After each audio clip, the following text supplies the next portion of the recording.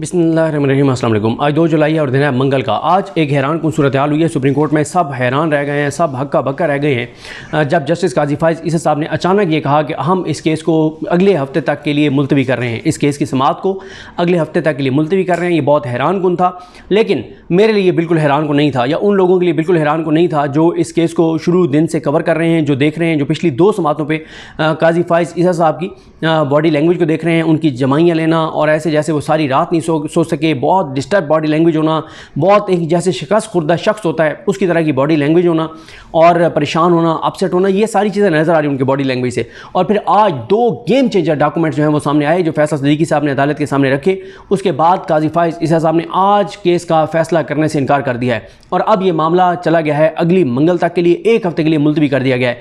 ये वही जस्टिस काजी फाइज़ ईसा साहब हैं जो हर समाअत पे बरम होते थे और मतलब गरजते थे, बरसते थे और उनकी मतलब आवाज़ ऊंची होती थी और वो धमकियां देते थे वकला को, बस करो, आगे चलो, ख़त्म करो, आज फैसला करना है, आज फैसला करना है। वो काजी फाइज़ ईसा साहब जो है वो अब इस केस का जल्दी फैसला करने में बिल्कुल इंटरेस्टेड नहीं है। अच्छा, पीटीआई बहुत परेशान है इस पर, सुन्नी इत्तेहाद कौंसिल इस पर बहुत परेशान है और यही वजह है कि आप देखें कि सुन्नी इत्तेहाद कौंसिल के जो वकील हैं फैसल सदीकी साहब, उनसे जब एंड में पूछा गया कि ये बताइए कि आपको कितना चाहिए, टाइम चाहिए जवाब रिबटल के लिए, उन्होंने कहा जी मुझे 15 मिनट चाहिए। और दूसरा क्योंकि एक वो कमल चौधरी की तरफ से सलमान कमराजा साहब हैं, 10 मिनट उन्होंने लेने थे। तो जब रोस्टम पर वो आए तो काजी साहब ने कहा कि फिर ठीक है, फिर आगे कोई समाअत अगली किसी समाअत पे सुन लेते हैं। तो फैसल सदीकी साहब ने कहा कि मैं मुझे 10 मिनट दे दें। आप देखें कल वाली समाअत निकाल कर देखें कि काजी फाइज़ ईसा साहब ने कल ये कहा था कि हम आज यानी मंगल के दिन 2 जुलाई को 1:30 बजे तक ये केस सुनेंगे, लेकिन 1 बजे ही काजी फाइज़ ईसा साहब समाअत मुकम्मल करके उठकर चले गए। वकला कहते रह गए, जजेस इसरार करते रह गए कि आज इनको सुन लेते हैं, 20 मिनट में केस कंक्लूड हो जाएगा, फैसला महफूज हो जाएगा, लेकिन काजी साहब ने ऐसा नहीं किया। अब इसकी वजूहात क्या है? इसकी वजूहात बिल्कुल अंडरस्टूड है कि इस वक्त तक काजी फाइज़ ईसा साहब के पास अक्सरियत नहीं है, जजेस नहीं टूट रहे, जजेस नहीं मैनेज हो रहे। मैंने कल आपको ये अर्ज़ की थी जब सोशल मीडिया पे बहुत ज़्यादा बात हो रही थी कि जमाल खान मंदोखेल साहब जो हैं वो काजी फाइज़ के ग्रुप में चले गए हैं दोबारा, तो मैंने कल ही ये वीडियो की थी। मैंने कहा मैं इससे इत्तेफाक नहीं करता कि जमाल खान मंदोखेल साहब टूट चुके हैं। और आज फिर क्या हुआ? आज 2 गेम चेंजर डॉक्यूमेंट सामने आए। पहला गेम चेंजर डॉक्यूमेंट ये सामने आया कि अच्छा सॉरी वो बात मैं मुकम्मल कर लूँ कि पीटीआई क्यों परेशान है, पीटीआई क्यों चाहती है कि एज सुन एज पॉसिबल फैसला हो जाए, पीटीआई क्यों चाहती थी कि आज ही फैसला हो जाए? इसलिए कि पीटीआई को इस बात के खदशात हैं और उनको इधर उधर से बातें सुनाई दे रही हैं, मुख्तलिफ सहाफ़ी बात कर रहे हैं, मुख्तलिफ वकला बात कर रहे हैं कि इस बेंच में शामिल वो जजेस जो जस्टिस काजी फाइज़ ईसा ग्रुप से ताल्लुक़ नहीं रखते, वो जजेस जो आइन पसंद जजेस हैं, जो आइन और पाकिस्तान के साथ खड़े हैं, जो पाकिस्तान के अवाम के साथ खड़े हैं, जो अपने हलफ के साथ खड़े हैं, उन जजेस पे बहुत ज़्यादा दबाव है और पीटीआई बहुत तशवीश का शिकार है। पीटीआई बहुत परेशान है, सुन्नी इत्तेहाद कौंसिल बहुत परेशान है कि खुदा न खास्ता इनमें से कोई जज मैनेज ना हो जाए या कोई जज रिक्यूज़ ना कर जाए या कोई जज डर के खौफजदा होके और ब्लैकमेलिंग में आके और काजी फाइज़ साहब के ग्रुप में शामिल ना हो जाए। ये उन अफवाहों की बुनियाद पर, उन इल्ज़ामात की बुनियाद पर, उन दावों की बुनियाद पर जो तहरीक इंसाफ और सुन्नी इत्तेहाद कौंसिल को सुनाई दे रहे हैं, जो वकला बात कर रहे हैं, जो सहाफ़ी बात कर रहे हैं कि काजी साहब इसलिए नहीं फैसला कर रहे कि वो अक़लियत में है, और वो ये बात कर रहे हैं कि पसे पर्दा कोशिशें हो रही हैं कि वकला के जजेस को मैनेज किया जाए। गो के जो इलेक्शन कमीशन के वकील हैं सिकंदर बशीर मोहम्मद साहब, उनका मैं लास्ट वीडियो में आपको बता चुका हूँ कि वो तो बहुत कॉन्फिडेंट है कि हमें वो ऐसे तासुर दे रहे हैं जैसे उनको बता दिया गया है कि फैसला आपके हक़ में आएगा, लेकिन कैसे आएगा वाज़े तौर पर इस वक्त तो अक्सरियत में जजेस कुछ और कह रहे हैं। अब हुआ ये कि आज 2 गेम चेंजर डॉक्यूमेंट क्या सामने आए। मंसूर अली शाह साहब ने कहा कि ये एक इलेक्शन कमीशन ने क्या मान लिया है सुन्नी इत्तेहाद कौंसिल को, पार्लिमानी पार्टी बुलाया गया रोस्टम पे फैसल सदीकी साहब को। फैसल सदीकी साहब ने आके 2 गेम चेंजर डॉक्यूमेंट दिखाकर बाजी पलट दिया है। उसके बाद काजी फाइज़ साहब फंस गए हैं, बुरी तरह से फंस गए और इसलिए उन्होंने आज फैसला नहीं किया। वो 2 डॉक्यूमेंट्स क्या थे? वो 2 डॉक्यूमेंट्स ये थे कि एक तो पहले दिखाया फैसल सदीकी साहब ने ज़रताज गुल वज़ीर साहबा को, इमरान खान ने जब कहा कि ये पार्लिमानी लीडर होंगी सुन्नी इत्तेहाद कौंसिल की, तो ज़रताज गुल साहब का नोटिफिकेशन किया है कौमी असम्बली सेक्रेटेरिएट ने, और उस कौमी असम्बली सेक्रेटेरिएट के नोटिफिकेशन के मुताबिक सुन्नी इत्तेहाद कौंसिल एक पार्लिमानी पार्टी है और उस पार्लिमानी पार्टी की सरबराह हैं ज़रताज गुल वज़ीर। उसके बाद दूसरा जो नोटिफिकेशन उन्होंने दिखाया वो इलेक्शन कमीशन का है, जिसमें इलेक्शन कमीशन ने सुन्नी इत्तेहाद कौंसिल को जो है वो बतौर पार्लिमानी पार्टी तस्लीम कर लिया है। अच्छा, इसकी इंपॉर्टेंस ये है कि अटॉर्नी जनरल पाकिस्तान मंसूर उस्मान अवान साहब के आज दलाइल का मेन नुक्ता ये था कि जो आज़ाद जीतने वाले एमएनएज़ हैं वो किसी पार्लिमानी पार्टी में जा सकते हैं। अब पार्लिमानी पार्टी कौन सी होती है? पार्लिमानी पार्टी वो होती है जिस पार्टी के टिकट पर उसका कोई उम्मीदवार उसके निशान पर जीत कर असम्बली में आया हो। जैसा कि ये बात हो रही है सुन्नी इत्तेहाद कौंसिल की, तो ज़रूरी है कि सुन्नी इत्तेहाद कौंसिल के सरबराह बकौल अटॉर्नी जनरल के और इलेक्शन कमीशन के नून लीग के इंसारों के साहबजादा हामिद रज़ा साहब जो हैं उनको सुन्नी इत्तेहाद कौंसिल के टिकट पर, सुन्नी इत्तेहाद कौंसिल के निशान घोड़े पर वो लड़कर जीत कर आते, तब आज़ाद पीटीआई के लोग जो है वो सुन्नी इत्तेहाद कौंसिल में जा सकते थे। तो सुन्नी इत्तेहाद कौंसिल तो पार्लिमानी पार्टी नहीं है। यहाँ पे दो चीज़ें हैं। एक पिछली समातों पे सामने आई थी जब जस्टिस मुनीब अख्तर साहब ने कहा था कि जब साहबजादा हामिद रज़ा ने अपने कागजात नामजदगी में लिख दिया था कि वो सुन्नी इत्तेहाद कौंसिल के प्लेटफॉर्म से इलेक्शन लड़ रहे हैं, तो फिर इलेक्शन कमीशन की जिम्मेदारी थी कि उनको इंतखाबी निशान घोड़ा देते, उनको इंतखाबी निशान कोई और नहीं दिया जा सकता था। और दूसरा जो इसी के साथ जुड़ा हुआ एक और मामला है जो कल कहा था बैरिस्टर गौर साहब ने कि हमने दो कागजात नामजदगी जमा करवाए हैं, एक आज़ाद एक पीटीआई की तरफ से। ये भी उन्होंने अदालत को बताया कि इलेक्शन कमीशन ने झूठ बोला अदालत के साथ कि हमने पीटीआई के कागजात नामजदगी जमा नहीं करवाए। लेकिन आज अटॉर्नी जनरल के सामने जब ये पूरे उन्होंने दलाइल दिए, जब ये दो नोटिफिकेशन आए तो फिर बाजी पलट गई कि ये तो इलेक्शन कमीशन खुद मान रहा है, सुन्नी इत्तेहाद कौंसिल को पार्लिमानी पार्टी मान रहा है, इलेक्शन कमीशन कौमी असम्बली सेक्रेटरीट मांग रहा है। लेकिन काजी साहब इस पर बहुत बरहम हुए, बहुत गुस्से में आ गए और काजी साहब ने इस नोटिफिकेशन को तस्लीम करने से जो है वो इनकार कर दिया है। काजी साहब ने कहा कि इसकी कोई कानूनी हैसियत नहीं है और हमारा ऑफिस कोई चीज़ लिख देता है तो वो सुप्रीम कोर्ट की चीज़ हो जाएगी। ये सारी बातें उन्होंने की। तो फिर यहाँ पे मुनीब अख्तर साहब ने उनको सही आड़े हाथों लिया और उन्होंने कहा कि ये मतलब खुदा के वास्ते ये क्या बात कर रहे हैं, ये इलेक्शन कमीशन का लेटर है, ऑफिशियल लेटर है, हम रोज़ाना इलेक्शन कमीशन के रिकॉर्ड को देख के फैसले करते हैं और ये इलेक्शन कमीशन का एक डॉक्यूमेंट है, इसको हम कैसे निगेट कर सकते हैं। तो इस पे काजी साहब को जो है वो बहुत सुबकी का सामना हुआ, शर्मिंदगी का सामना हुआ। और आज जो है वो याहिया अफरीदी साहब हों, क्योंकि याहिया अफरीदी साहब एक और पॉइंट बार बार उठा रहे हैं। वो पॉइंट ये है कि जनाब जब 9 लोग ऐसे हैं जिनके कागजात नामजदगी के ऊपर डिक्लेरेशन भी पीटीआई का है और जो सर्टिफिकेट है वो भी पीटीआई को उन्होंने दिया हुआ है। अच्छा, ये 9 का तो इलेक्शन कमीशन ने अपने रिकॉर्ड में माना हुआ है। पीटीआई का कहना यह है कि हमारे जितने लोग हैं, जैसे बैरिस्टर गौर साहब ने पेश होकर बताया था कि उन्होंने दो कागजात नामजदगी जमा करवाए, इसलिए एक उन्होंने पीटीआई से करवाया कि अगर काजी फाइज साहब बल्ला नहीं छीनते और अपने हलफ के मुताबिक फैसला करते हैं, आइन के मुताबिक फैसला करते हैं और जो पाकिस्तान के मफाद में फैसला करते हैं, तो फिर ये होगा कि फिर तो हम पीटीआई के होंगे, तो इसलिए हमारे वो कागजात हम वो कहेंगे कि ये हमारे मंजूर कर लें जो हमारे ये हैं पीटीआई की तरफ से। और दूसरा उन्होंने आज़ाद दिए कि ये ना हो कि पीटीआई वाला वो जाए कि पीटीआई इलेक्शन नहीं लड़ सकती और इस बेस पे हम सबके कागजात नामजदगी मुस्तरद ना कर दिए जाएं। तो एक उन्होंने कागजात नामजदगी की कॉपी आज़ाद से भी जमा कराई थी जो इलेक्शन कमीशन नहीं माना। यहाँ पे याहिया अफरीदी साहब कह रहे हैं कि इलेक्शन कमीशन के अपने रिकॉर्ड में जो है कि 9 पीटीआई के लोग ऐसे थे जिनके डिक्लेरेशन और सर्टिफिकेट दोनों पीटीआई के, उनको आपने आज़ाद कैसे डिक्लेयर किया। और यही सवाल आयशा मलिक साहबा ने, याहिया अफरीदी साहब ने, मंसूर अली शाह साहब ने, जमाल खान मुदखिल साहब ने, इन चारों जजेस ने अटॉर्नी जनरल से सवाल किया कि अटॉर्नी जनरल पाकिस्तान साहब ये बताइए कि ये जो उम्मीदवार खुद कह रहे थे कि हम इस पार्टी से बिलोंग करते हैं, उसका सर्टिफिकेट भी उनके पास था, उनको इलेक्शन कमीशन ने किस कानूनी आइनी इख्तियार के तहत उनको आज़ाद डिक्लेयर किया है। क्या इलेक्शन कमीशन के पास ये इख्तियार है कि कोई उम्मीदवार कहे कि मैं फ़लाँ पार्टी से हूँ, वो कहे कि नहीं आप फ़लाँ पार्टी से नहीं, आप आज़ाद हैं। दूसरा यहाँ पे आज फिर अतर मिर्ज़ा साहब ने आड़े हाथों लिया, उन्होंने कहा कि इलेक्शन कमीशन ने एक बहुत बड़ा ब्लंडर किया है, उन्होंने आइन की खिलाफ वर्जी की है, उन्होंने आइन में दिए गए हकूक़ की खिलाफ वर्जी की है, उन्होंने संगीन आइनी खिलाफ वर्जी की है जब उन्होंने एक पॉलिटिकल पार्टी को बतौर पॉलिटिकल पार्टी ही इलेक्शन प्रोसेस से बाहर कर दिया है और जो है वो तमाम उसके करोड़ों वोटर्स को इलेक्शन प्रोसेस से बाहर कर दिया है। तो क्या हम इलेक्शन कमीशन की गलती को ठीक ना करें और हम उसकी तौसीक कर दें कि नजरिए ज़रूरत है हम ये करें?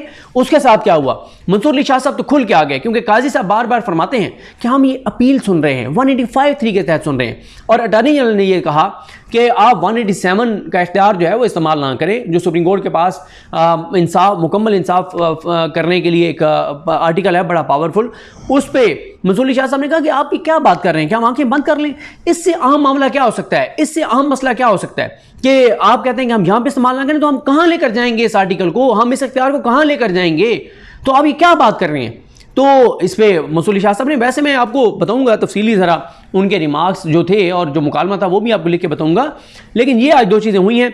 अब ये बड़ा सवाल है कि काजी साहब जो है वो क्यों फैसला नहीं कर रहे। ये तो पाकिस्तान के बच्चे बच्चे को नज़र आ रहा है कि उनके पास वो नहीं है, अक्सरियत नहीं है, तो फिर भी वो क्यों डिले कर रहे हैं। देखें, एक तो उसकी वजह यही है जो इल्ज़ाम लग रहा है, जो इंकशाफ हो रहे हैं, जो दावे हो रहे हैं कि कुछ मुलाकातें हो रही हैं या जजेस को थ्रेट किया जा रहा है, जज पे दबाव डाला जा रहा है, जज को मैनेज किया जा रहा है, ब्लैकमेल किया जा रहा है कि कोई आइन के साथ जो जजेस खड़े हैं, जो अपने हलफ के साथ खड़े हैं, इनमें से कोई जज टूट जाए। अच्छा, वो जजेस कौन कौन से जिनको तोड़ने की कोशिश हो रही होगी, जिनमें से कुछ तो हैं जो बिल्कुल नहीं टूटेंगे ना, लेकिन जिन पे कोशिश हो रही होगी वो हैं जस्टिस मंसूर अली शाह साहब, जस्टिस मुनीब अख्तर साहब, जस्टिस आयशा मलिक साहबा, जस्टिस अतर मिनल्ला साहब, जस्टिस शाहिद वहीद साहब। ये तो क्लियर कट अपने हलफ के साथ खड़े हैं और आइन के साथ खड़े हैं। जो इनके साथ अलावा जजेस हैं वो हैं जो स्विंग वोट्स जिनको कहा जा रहा है, वो याहिया अफरीदी साहब हैं और 3 वोट हैं, याहिया अफरीदी साहब, हसन अजहर रिजवी साहब और जमाल खान मंदोखेल साहब। अच्छा, अब ओवरऑल तो कोशिश होगी कि इन 8 में से मैक्सिमम टूट जाएं, लेकिन पहले 5 की पोजीशन बहुत क्लियर है। तो ये जो 3 हैं कि जमाल खान मंदोखेल साहब या याहिया अफरीदी साहब और हसन अजहर रिजवी साहब, ये इन पे ज़्यादा जो इल्ज़ामात लग रहे हैं कि कोशिश हो रही होगी कि ये किसी तरह से टूट जाएं और काजी फैसल साहब के साथ मिल जाएं और कहें कि ये मखसूस नशिस्तें चोरों, डाकुओं, लुटेरों को मिलेंगी, ये उनको नहीं मिलेंगी जिनको आवाम ने वोट दिया है। तो ये तो अब आगे जाके पता चलेगा। मेरी इसमें अंडरस्टैंडिंग ये है कि ये वजह है या नहीं है, ये अल्लाह की ज़ात बेहतर जानती है। पस पर्दा क्या हो रहा है हमारे पास इल्म नहीं है। हम तो ज़ाहिर है वो बात कर रहे हैं जो एक परसेप्शन बन गई है, जो लोग बात कर रहे हैं, जो वकला बात कर रहे हैं, जो साफ़ी बात कर रहे हैं, जो मैटर करने वाले लोग बात कर रहे हैं, हम तो उनकी बात कर रहे हैं। और फिर हमें ये माजी में नज़र भी आता है कि जो टेरियान केस है उसमें देखें ना कि कैसे जजेस के साथ किया गया इमरान खान के ख़िलाफ़ फ़ैसला दिलवाने के लिए कि फ़ैसला लिख दिया उन्होंने, साइन कर दिए। उसके बावजूद क्या हुआ, ये एक जज के बहनोई को उठाया गया, एक के वालिद के साथ जो कुछ किया गया, उनकी फैमिली के साथ जो कुछ किया गया, एक जज को हॉस्पिटल एडमिट होना पड़ा, मतलब किस कर्ब से गुजरना पड़ा, इजाफी सिक्योरिटी मांगनी पड़ी, बहुत कुछ हुआ उनके साथ। और चीफ जस्टिस जो इस्लामाबाद कोर्ट है उनका किरदार भी अब टेरियान केस में वाज़ेह हो गया। तो अब उस बुनियाद पर यहाँ पे भी ये कहा जा रहा है कि क्या हो रहा होगा। फिर आप बाबर सार साहब ने एक लेटर लिखा, उसमें उन्होंने बताया कि ऑडियो लीक्स वाले केस के दौरान उनको मैसेज दिया गया कि आप इतने आगे ना जाएं। फिर पेशावर हाई कोर्ट के जजेस ने लिखा कि हमें तो अफगानिस्तान से कत्ल की धमकियाँ आती हैं। लाहौर हाई कोर्ट के जजेस ने लिखा बहुत कुछ है कि किस तरह से मुदाखलत होती है पॉलिटिकल केसेस में। और ये तो इस वक्त इस निज़ाम के लिए पाकिस्तान के मौजूदा सूरत हाल में अगर कोई एक सबसे बड़ा मसला इस निज़ाम के लिए है और पाकिस्तान के इदारों के लिए है तो वो ये केस है। ये केस इसलिए पाकिस्तान के इदारों और निज़ाम के लिए इंपॉर्टेंट है क्योंकि अगर 2/3 अक्सरियत नहीं मिलती चोरों, डाकुओं, लुटेरों को तो फिर आईनी तरमीम नहीं होगी। आईनी तरमीम नहीं होगी तो काजी साहब की एक्सटेंशन नहीं होगी। काजी साहब की एक्सटेंशन होगी तो निज़ाम तो किसी वक्त भी गिर जाएगा। क्योंकि ये निज़ाम, जैसे कल हसनात मलिक साहब ने कहा कि इस निज़ाम के गारंटर काजी फाइज ईसा साहब हैं। और फिर एक चीज़ और मैं बड़ी इंपॉर्टेंट समझता हूँ कि उस पर बात करनी चाहिए। लेकिन एक मसला और भी है जो मुझे लगता है कि क्यों काजी फाइज साहब जो है वो इसको डिले पे डिले कर रहे हैं। उसमें मेरी अंडरस्टैंडिंग ये है कि या मेरी राय ये है कि असल में आज जो है ना वो जो chief justice Lahore high court वाला मामला है उसकी वजह से जो काजी फाइज ईसा साहब जो है वो इस मामले को लटका के रखना चाहते हैं ताकि हुकूमत को मैसेज आए कि अभी भी मैं आपके साथ जा सकता हूं, ताकि आज हुकूमत जो है वो काजी फाइज ईसा साहब के साथ वोट दे और जो जिसको भी काजी फाइज ईसा साहब चाहते हैं chief justice Lahore high court बनाना उसको जो है वो बना दिया जाए। अब आते हैं उस चीज़ पर जो कल एक बहुत इंपॉर्टेंट ट्वीट था, वो उस ट्वीट पर मैं ज़रूर बात करना चाहता हूँ क्योंकि इस ट्वीट पे कल से बहुत ज़्यादा बात हो रही है कि ये असल में ट्वीट है जो काजी फाइज ईसा साहब जो कुछ कर रहे हैं उसके ऊपर ये एक ट्वीट है। सॉरी, वो मुझे ट्वीट ढूंढने में ज़रा टाइम लग रहा है लेकिन वो मैं बताना आपको ज़रूर चाहता हूँ क्योंकि हाँ ये आ गया। ये मतीउल्लाह जान साहब का ट्वीट है जिसमें मतीउल्लाह जान साहब कहते हैं कि निज़ाम इंसाफ का सफ़र शाही महल्ले से पोर्न फिल्म इंडस्ट्री तक। मतीउल्लाह जान साहब कहते हैं कि बाप पार्टी की मिसाल से, हालांकि आपको पता है कि मतीउल्लाह जान साहब का जिस तरह का मिजाज है, लेकिन अगर वो इस हद तक लिखने पर मजबूर हो गए तो फिर आप अंदाज़ा लगाएं कि काजी फाइज ईसा साहब किस हद तक चले गए हैं कि मतीउल्लाह जान जैसा सहाफ़ी जो है वो ये चीज़ लिख रहा है। वो कहते हैं कि बाप पार्टी की मिसाल से, वो जो बाप पार्टी की मिसाल दी गई थी कि बाप पार्टी ने भी इलेक्शन नहीं लड़ा था अपने टिकट पर और उसके बावजूद उनको मखसूस नशिस्तें दी गई और वो सारी चीज़ें, उस पर वो कहते हैं कि बाप पार्टी की मिसाल से चीफ जस्टिस काजी फाइज ईसा और जस्टिस जमाल खान मंदोखेल को घबराहट हो गई कि जिस तरह इलेक्शन के बाद असम्बली के अंदर 2019 में बाप पार्टी के क़याम को तस्लीम करते हुए उसे मखसूस नशिस्तें दी गई थी, उसी असूल के तहत PTI जिसने इलेक्शन भी लड़ा, वो भी 2024 के इलेक्शन के बाद मखसूस नशिस्तों की हकदार हो जाएगी। यानी वो कहते हैं कि अगर हम उस मिसाल को मान लें, बाब वाली मिसाल को, तो फिर तो ये PTI को भी नशिस्तें मिल जाएंगी। बेंच की तरफ से खैबर पख्तूनख्वा के एडवोकेट जनरल से मज़ीक़ा खेज सवाल किया गया, जिसके अल्फाज का चुनाव बताता है कि इन 2 जजेस ने PTI को मखसूस नशिस्तें ना देने के लिए जहन बना लिया है। अब होना तो ये चाहिए था कि बाप पार्टी को मिलने वाली नशिस्तों पर जजेस को तजस्सुस होता और वो मज़ीद मालूमात हासिल करते, मगर शायद जजेस के दिल की चोरी पकड़ी गई। इसलिए पूछा, आपने उस वक्त 2019 में बाप पार्टी को मिलने वाली नशिस्तों को चैलेंज क्यों नहीं किया था? ओ भाई मुअज़्ज़िज़, PTI तो 2019 में उस अमल के हक़ में थी और आज भी है कि किसी भी कमीशन की तस्लीम शुदा सियासी जमात को अगर इलेक्शन लड़े बगैर बाद में खुसूसी नशिस्तें मिल सकती हैं तो आज PTI को भी मिल सकती हैं। तो ऐसे में वो बाप पार्टी को 2019 में ऐसे नशिस्तें देने को चैलेंज क्यों करते? क्योंकि PTI ये कह रही है कि उस वक्त बाप को आपने बगैर उनके टिकट पर इलेक्शन लड़े आपने उनको मखसूस नशिस्तें दे दी थी, तो हमें भी दे दें। तो PTI तो उसको सपोर्ट करती है, तो PTI उसको क्यों चैलेंज करती? आगे वो लिखते हैं, और फिर चीफ जस्टिस का कहना कि बाप पार्टी की मिसाल दी तो सेनेट चेयरमैन का इलेक्शन भी खुल जाएगा, तो क्या जज साहब धमकी लगा रहे हैं? यानी कि इन्होंने अपना जहन बना लिया है कि सुन्नी दाद कौंसल को तो बाप पार्टी वाली सहूलत बिल्कुल ही नहीं देनी। दूसरी तरफ इलेक्शन कमीशन भी इंतहाई बेशर्मी का मुजाहरा करते हुए बाप पार्टी को 2019 में खुसूसी नशिस्तें देने के अपने फैसले को गलत और गैर कानूनी करार देकर पुष्ट दिखाता भाग गया है। फिर काजी साहब कहते हैं कि इलेक्शन कमीशन काबिल एहतराम इदारा है, ऐसे में सिकंदर सुल्तान राजा और काजी फाइज ईसा दोनों का किरदार और सोच बराबर की काबिल एहतराम है। ये सब कुछ सरेआम देखने के बाद ख्याल आता है कि अदालती कार्रवाई बराह रास्त दिखाए जाने से भी कोई फ़र्क नहीं पड़ता, कार्रवाई तो कार्रवाई होती है। उसी तरह लाहौर के शाही महल्ले की चादर और चार दीवारी और पोर्न फिल्म इंडस्ट्री में डाली जाने वाली कार्रवाइयों में भी बुनियादी फ़र्क सिर्फ स्क्रीन पर दिखाई देने या ना देने का होता है। इंसाफ का शाही महल्ला अब मुकम्मल पोर्न फिल्म इंडस्ट्री बन चुका है। आप अंदाज़ा लगाएं किस तरह सख्त उन्होंने ये चीज़ कही है। इसी से आप अंदाज़ा लगा लें कि क्या ये सहाफ़ी जो है वो किस तरह से सारे मामलों को देख रहे हैं। कुछ हसनात मलिक साहब ने बातें की और मतीउल्लाह जान साहब ने, वो भी आपको बता देता हूँ। मतीउल्लाह जान साहब कहते हैं कि काजी फाइज साहब तासुर दे रहे हैं कि सारे जजेस मैट्रिक फेल हैं, एक मैं बड़ा समझदार हूँ। हसनात मलिक कहते हैं कि काजी फाइज ईसा ने मखसूस नशिस्तें हुकूमत को दी तो ये वही मौलवी तमीज़ुद्दीन केस बनेगा। काजी फाइज ईसा हार नहीं मानेंगे, वो PTI के खिलाफ किसी भी हद तक जाएंगे। इम्तिहान जस्टिस जमाल खान मंदोखेल का है कि वो काजी फाइज से इख्तिलाफ करने की जसारत करेंगे या नहीं। काजी फाइज ईसा को PTI के खिलाफ किसी से भी हाथ मिलाना पड़ा तो मिला लेंगे। जब आम कुव्वतें नवाज शरीफ के साथ हुई तो काजी फाइज ईसा ने केस लगाकर उनकी ताहयात नाइली ख़त्म कर दी। 8 फरवरी को जो कुछ हुआ वो काजी फाइज ईसा की भरपूर कोशिशों के बावजूद काबू में नहीं आ रहा। फिर हसनात मलिक साहब कहते हैं कि 8 फरवरी के इलेक्शन की हकीकत दुनिया भर में सबको मालूम है, अगर मालूम नहीं है तो काजी फाइज ईसा को मालूम नहीं है। तो ये जनाब चीज़ें, और हसनात मलिक साहब कहते हैं कि काजी फाइज ईसा जो है वो ग्रंटर हैं इस निज़ाम के।